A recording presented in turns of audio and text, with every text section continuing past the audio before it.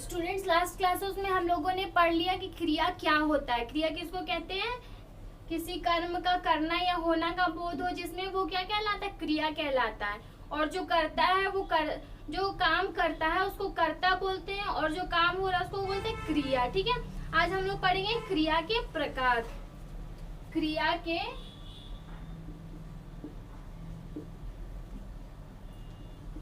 के प्रकार।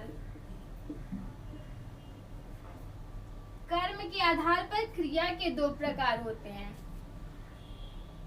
कर्म के आधार पर क्रिया के दो भेद होते हैं। ठीक है, क्रिया के दो भेद होते हैं। फर्स्ट हमारा है सकर्मक क्रिया। सकर्मक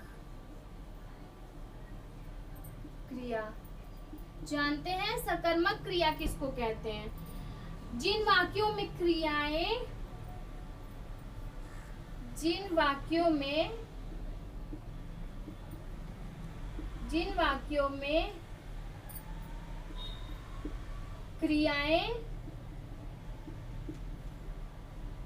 अपने कर्म के साथ होती है, अपने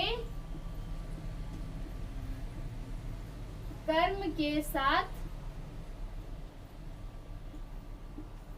होती है, अपने कर्म के साथ होती, उन्हें सकर्मक क्रिया कहते हैं। ठीक है, अपने कर्म के साथ होती है, साथ में। ठीक है, उसे सकर्मक क्रिया कहते हैं।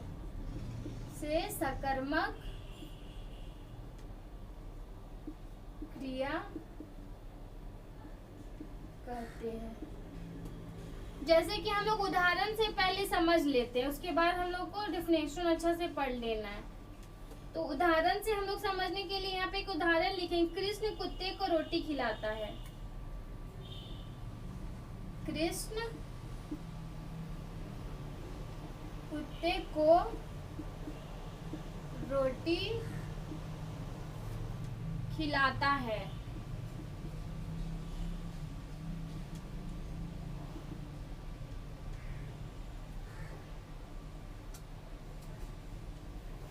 क्या बोल रहा है? जिन वाक्यों में क्रियाएं अपने कर्म के साथ होती है। ठीक है, यहाँ पे कुत्ते को रोटी खिलाता है, तो यहाँ पे कर्म के साथ हुआ ना, कुत्ते को रोटी खिलाता है। ठीक है, तो यहाँ पे कर्म के साथ हो रहा ना, ये क्या है? खिलाना क्रिया है, और कर्म क्या है? कुत्ते को रोटी खिलाना। ठीक है, तो ये हमारा क्या, इस तरह का जितना भी हमारा उदाहरण रहेगा, हमारा वाक्य रहेगा, वो क्या कहलाएगा? सकर्मक क्रिया कहलाएगा। नेक्स्ट अब हमारा है अकर्मक। नेक्स्ट अब हमारा है अकर्मक क्रिया।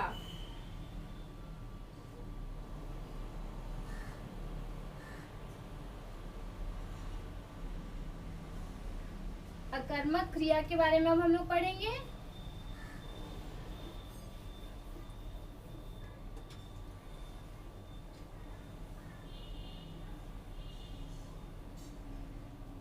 देखते हैं अकर्मक क्रिया क्या होता है। ठीक है, तो जो क्रियाएं बिना कर्म के वाक्यों में आती है, जो क्रियाएं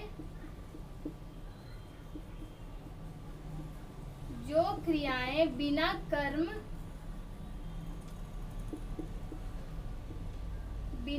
कर्म के वाक्यों में आती है, अकर्मक क्रियाएं कहलाती है। अकर्मक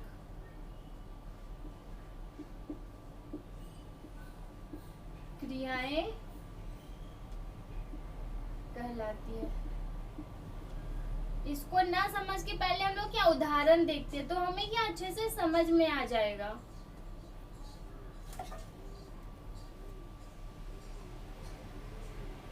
सविता हंसती है।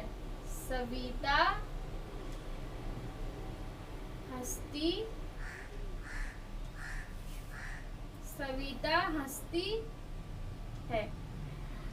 इसमें हंसना क्रिया का किसी पर प्रभाव नहीं पड़ता, इसलिए यह आकर्मक क्रिया है। इसमें हंसना क्या किसी पे प्रभाव पड़ रहा है, जैसे कि उसमें कुत्ते को खिलाना प्रभाव पड़ रहा था, लेकिन इसमें किसी पे प्रभाव पड़ रहा नहीं, सिर्फ सविता हंसती है। तो जिसमें कोई प्रभाव नहीं पड़ता वो सिंपल सा वाक्य रहता है जिसमें सिर्फ कर्ता और क्रिया होता है, कर्म नहीं होता, जिसमें सिर्फ कर्ता है और क्रिया होता है, वो क्या कहलाता? अकर्मक क्रिया। ठीक है, जैसे कि कर्म, इसमें तो पहले बोल दे रहा अकर्मक मतलब बिना कर्म का क्रिया, तो वो ऐसा क्रिया क्या कहलाएगा? अकर्मक क्रिया। अब हम लोग पढ़ते हैं संरचना की दृष्टि से क्रिया के 5 भेद हैं। ठीक है, वो प्रकार था क्रिया के। अब हम लोग पढ़ेंगे क्रिया के भेद। क्रिया के कितने भेद होते हैं? 5 भेद होते हैं।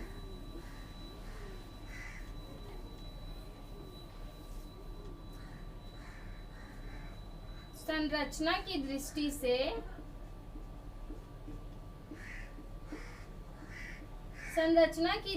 से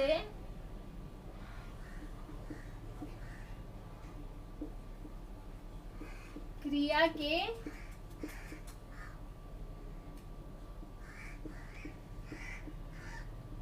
5 भेद होते हैं।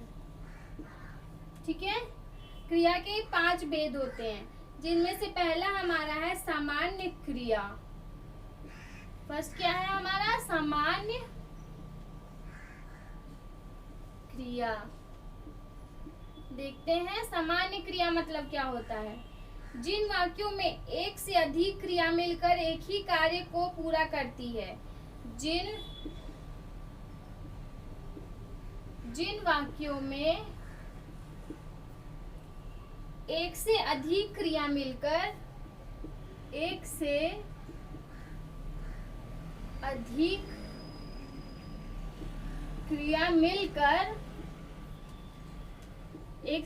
क्रिया मिलकर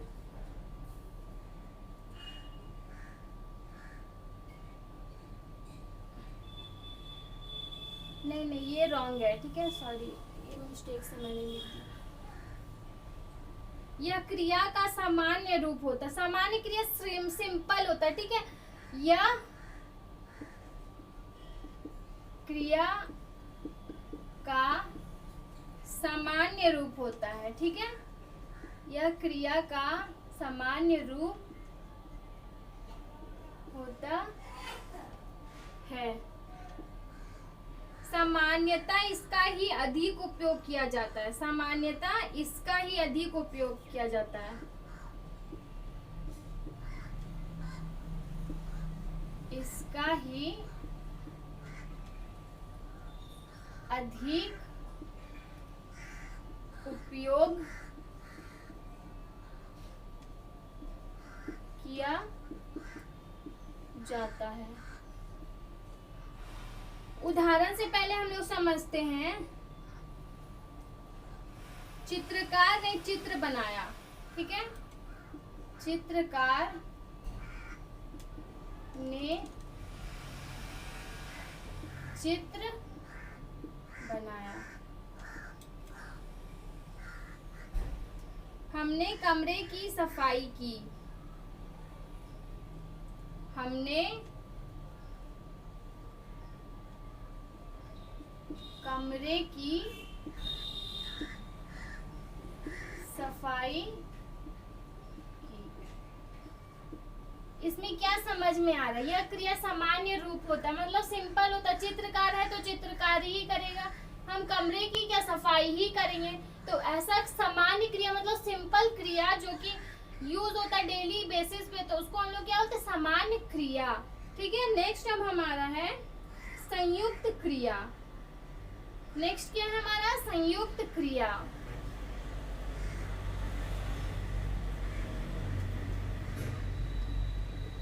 जो कि दूसरा है संयुक्त क्रिया। संयुक्त क्रिया होता है जिन वाक्यों में एक से अधिक क्रिया मिलकर वाक्यों में एक से अधिक क्रिया मिलकर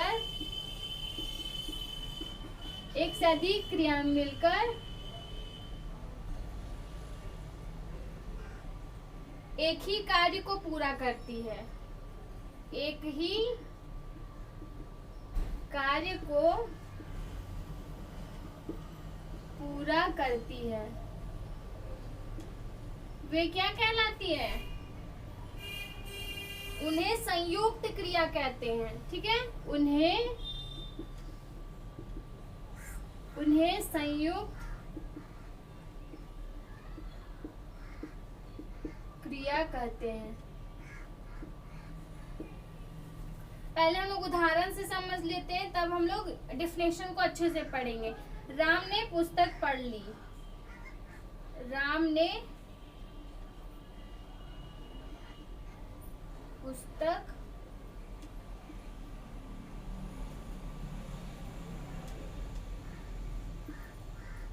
पढ़ ली। देखिए क्या बोल रहा, संयुक्त क्रिया मतलब जिन वाक्यों में एक से अधिक क्रिया मिलकर एक ही कार्य को पूरा करती है, उन्हें संयुक्त क्रिया कहते हैं। राम और पुस्तक दोनों क्या करिए? एक कार्य करिए, पढ़ना। ठीक है, राम और पुस्तक दो चीज क्या है हमारा?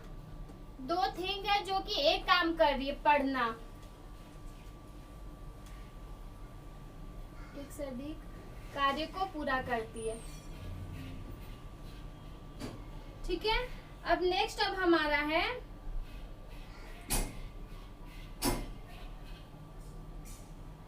नाम धातु क्रिया। नेक्स्ट हमारा है नाम धातु क्रिया।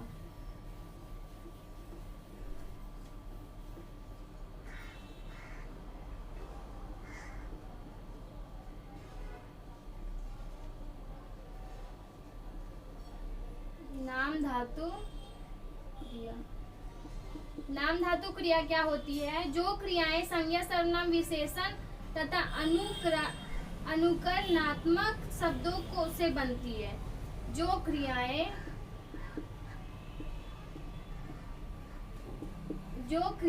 संज्ञा सर्वनाम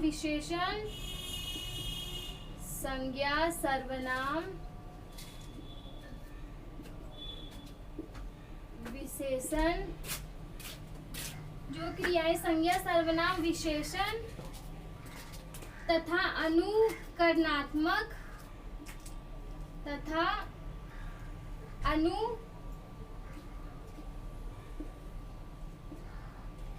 अनुकरणात्मक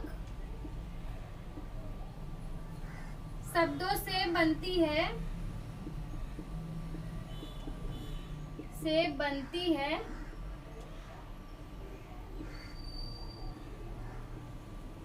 क्या कहलाती है? नाम धातु क्रिया। उन्हें नाम धातु क्रिया कहते हैं।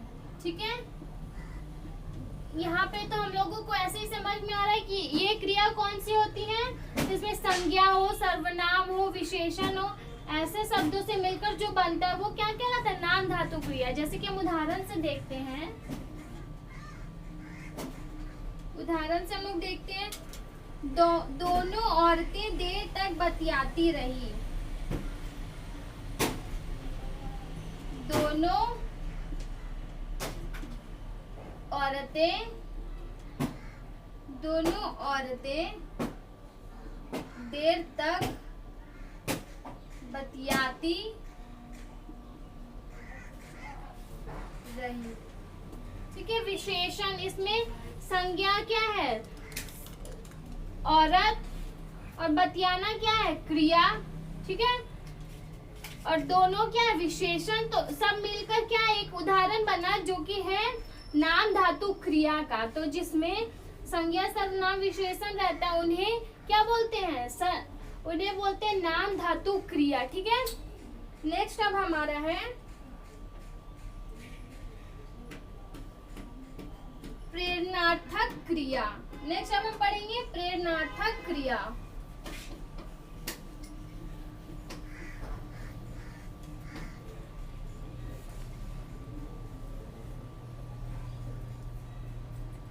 ये हमारा हो जाएगा 4th नंबर, ठीक है।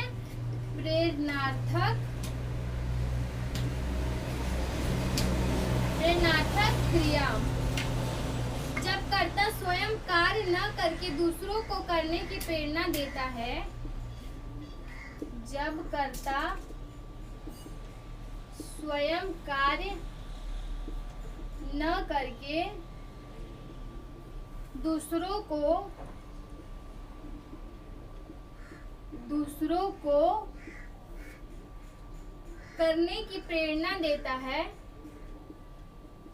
करने की प्रेरणा देता है,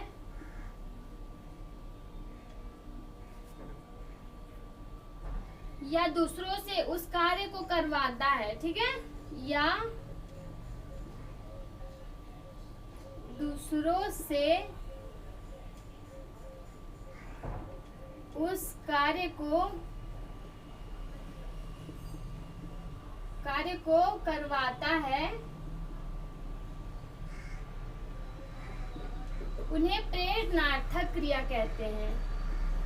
उन्हें प्रेरणार्थक क्रिया कहते हैं। इसमें तो ऐसे ही समझ में आ गया हमें, जो कार्य दूसरों को करने के लिए प्रेरणा देता है। ये जैसे कि वो बोलता है कि मैंने डांस किया, मैं बहुत अच्छा जा रहा है, तुम भी करके देखो, तो दूसरे को वो क्या प्रेरणा दे रहा है। तो वैसे प्रेरणा देता है या फिर करवाता है और बोलता है करो, मतलब करवाता ही है, तो उसको क्या बोलते हैं, प्रेरणार्थक क्रिया। तो उदाहरण इसका हो जाएगा, मोहन नौकर से खाना बनवाता है। मोहन नौकर से खाना बनवाता हमें सबसे पता चल गया कि वो क्या प्रेरणा, मतलब किसी से करवा रहा है। अगर बोलते हैं हम कि मोहन खाना बना रहा है तो वो खुद के बारे में होता है, लेकिन वो दूसरों से करवा, नौकर से बनवा रहा है, तो वो क्या हो जाएगा, हमारा प्रेरणार्थक क्रिया। और एक उदाहरण देख लेते हैं हम, क्योंकि रमा नौकरानी से कपड़े धुलवाती है, या फिर रमा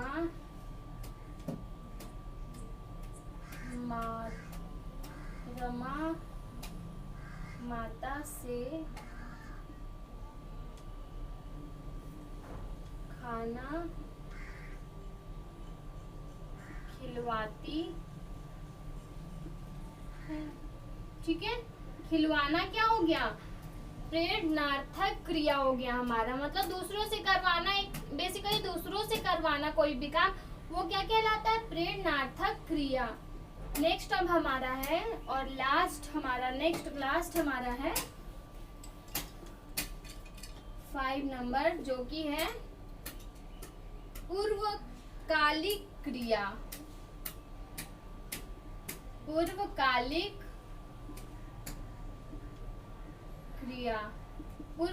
क्रिया क्या होता है, जब मुख्य क्रिया से ठीक पहले कोई क्रिया की जाती है, जब मुख्य क्रिया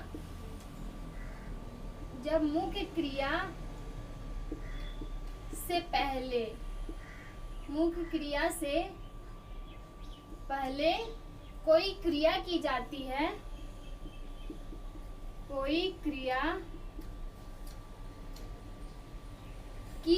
है,